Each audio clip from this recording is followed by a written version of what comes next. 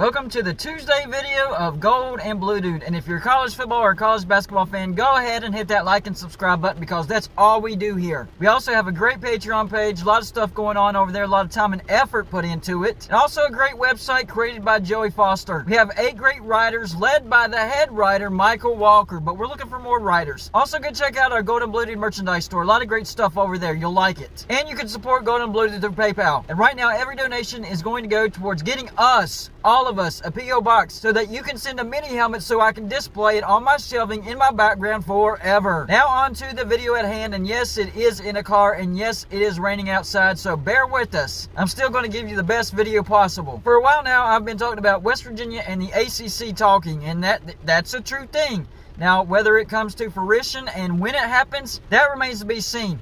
I think it benefits both parties, but at this point, it might actually benefit the ACC more than it would West Virginia. Because I believe if the ACC doesn't add some good brands, get a better TV deal, the ACC might be done for, folks. I'm telling you, that they're on shaky legs right now if they don't do something and do something fast.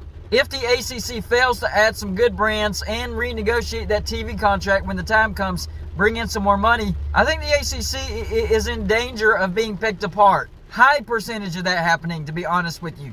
To be honest with you, it wouldn't surprise me if Clemson and Florida State are already talking to the SEC as we speak. I can't confirm that. All I'm saying is it wouldn't surprise me. So let's say West Virginia to the ACC doesn't happen. The ACC isn't able to lock down Notre Dame, and they're not able to get anybody else to come into the fold, and they're not able to make more money. Here's how they would get picked apart. The 3 big players, the Big 12, the Big 10, and the SEC. Now, just one short year ago, I wouldn't say the Big 12 would be a big player. I would say it would be the SEC and the Big 10. But even though Oklahoma and Texas are going over to the SEC, the Big 12 went out and got BYU, Cincinnati, UCF, and Houston. So they actually stretched their footprint out east.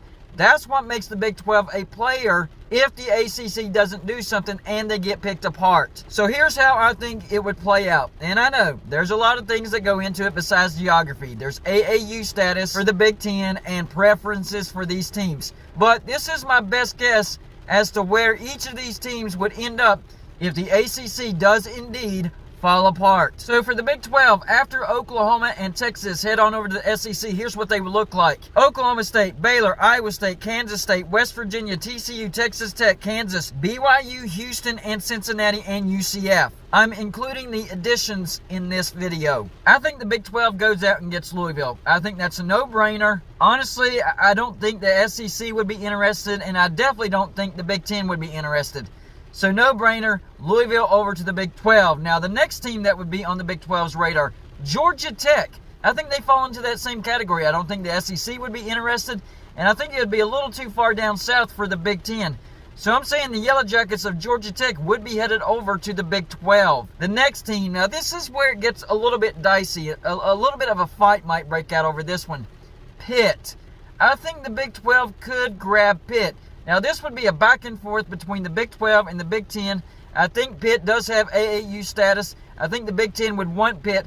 But just for argument's sake, to keep the backyard brawl intact, and Pitt does want to make money, let's not lie, everybody wants to make money. Big 12 will have a good TV contract, probably comparable to the Big 10. You add in the backyard brawl, that could be the tipping point for Pitt. That's why I have Pitt going over to the Big 12. So in all honesty, really the only team that I had kind of a tough situation figuring out where they would truly end up if the ACC falls apart was Pitt, because I do think Pitt would want to go to the Big 10 or the Big 12. I think the Big 10 would be a big draw for them. They'd have Penn State over there. They do have AAU status, but I think the Big 12 would also be a big draw, especially with West Virginia, and if the Big 12 were able to get an even better footprint on the East Coast. Last 2 teams that I have the Big 12 picking off the ACC, and that's the 2 Virginia teams. Virginia, Virginia Tech.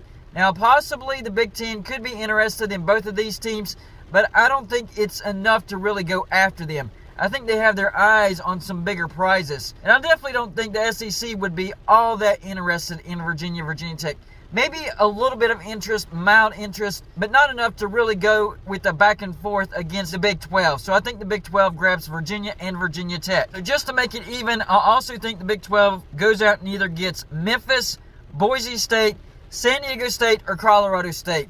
So pick your choice there. I would say either Memphis or Boise State. So here's what the Big 12 will look like after this happens. Oklahoma State, Baylor, Iowa State, Kansas State, West Virginia, TCU, Texas Tech, Kansas, BYU, Houston, Cincinnati, UCF, Louisville, Georgia Tech, Pitt, Virginia, Virginia Tech. And I think I'm going to go with Memphis. I think they're going to try to make that east side as even as possible. So that puts the Big 12 at 18 members, and I think that's a solid conference. I think that's an even stretch from the Midwest over to the East Coast.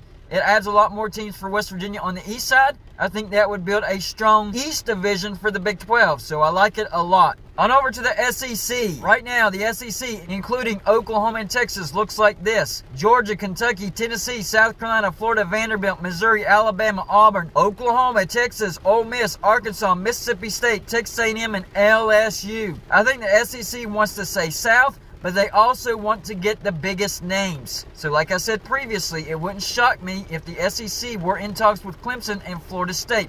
So right off the bat, I'm giving Clemson and Florida State from the ACC to the SEC.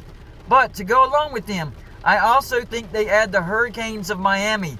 I think that's a great addition. I think Miami has a strong enough brand to where it would entice the SEC, and it would increase their footprint in the state of Florida. And I also think that they would add the NC State Wolfpack. NC State has a stronger brand than people realize. This might be a decision between NC State and North Carolina when it comes to a North Carolina school, but I think North Carolina would want to stay with Duke, and so the SEC only grabs NC State out of the ACC. So after these additions, this is how the SEC would look. Georgia, Kentucky, Tennessee, South Carolina, Florida, Vanderbilt, Missouri, Alabama, Auburn, Oklahoma, Texas, Ole Miss, Arkansas, Mississippi State, Texas A&M, LSU, Clemson, Florida State, Miami, and NC State. That's a heck of a conference right there, and a total of 20 members. Finally, the Big Ten, the final player in the demise of the ACC. Here's what they look like right now. Indiana, Maryland, Michigan, Michigan State, Ohio State, Penn State, Rutgers, Illinois, Iowa, Minnesota, Nebraska, Northwestern, Purdue, Wisconsin. And with the ACC not able to lock down Notre Dame, I think Notre Dame would head on over to the Big Ten and finally join a conference. But besides that, I think the Big Ten would pick off the top half of the ACC. That includes Boston College and Syracuse. Then they head on down to the North Carolina schools, and they take North Carolina and Duke. Those two schools want to stay together. Big Ten says, bring them on, we'll take them. And they also add Wake Forest. So the Big Ten strengthens its basketball brand by a lot. So here's what the new Big Ten would look like. Indiana, Maryland, Michigan, Michigan State, Ohio State, Penn State, Rutgers, Illinois, Iowa, Minnesota, Nebraska, Northwestern, Purdue, Wisconsin, Notre Dame, Boston College, Syracuse, Wake Forest, Duke, and North Carolina. So this is my overall message in this video, and this goes out to the ACC.